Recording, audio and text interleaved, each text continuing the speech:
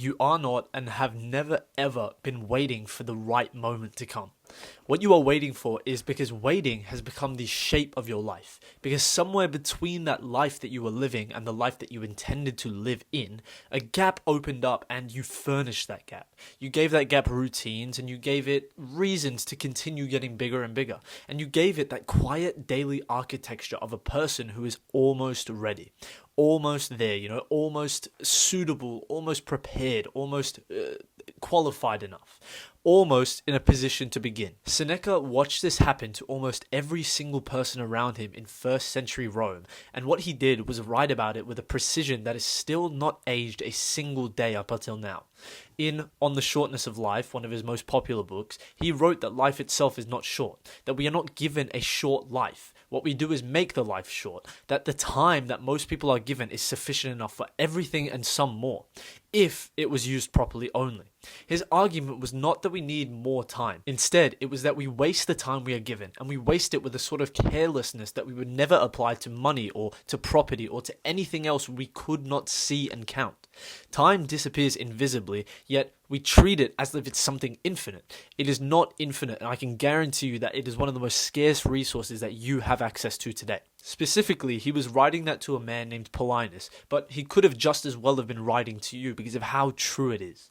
The person waiting for those conditions to be perfect and to be right before beginning their life is not being cautious. They are making a decision.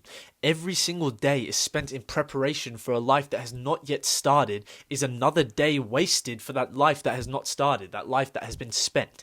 The waiting is not separate from the living. You are one entity, you are one person. Just because you're waiting for your life to begin doesn't mean that the life itself is not ending in front of it. It is the living. The waiting is the living. And if the waiting is what fills the days, then the waiting is exactly what the life was. And that is the part that I feel is most difficult for most people to sit with. Because the deferral always feels like it's temporary. It feels like you can always move on from waiting. It always feels like there's a bridge between now and then the actual real thing that you're just waiting to cross. I will begin when the money is there, some people will say. I will begin when the situation feels more stable, or when I have more clarity, or when I've done more research, or when the timing is better. Now, Seneca's response to this in his book Letters to Lucilius was completely direct. He wrote that we are all beginning to live but never actually living. That the person who defers their entire life in pursuit of better conditions will defer it until there are no conditions left at all. And he wrote those letters in his final years, knowing that he was going to die, writing it to a friend with the urgency of a man who understood exactly the thing he was running out of. The urgency he had was not performed. The urgency was earned for him. And here is what that deferral actually cost you. It is not the future version of your life that, you keep sketching and revising and never beginning. That is an abstraction. What it costs is today. It costs this very moment that you're sitting in.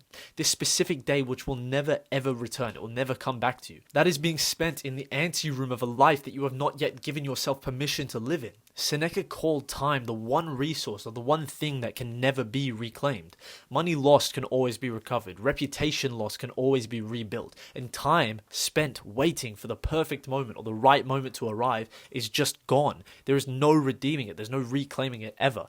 He was not asking you for urgency in some sort of frantic sense, not in the panicked productivity of a person running from stillness or procrastination even. He was just asking you for presence. He was just asking you for the decision to treat the current day as the thing itself rather than the preparation for the thing itself.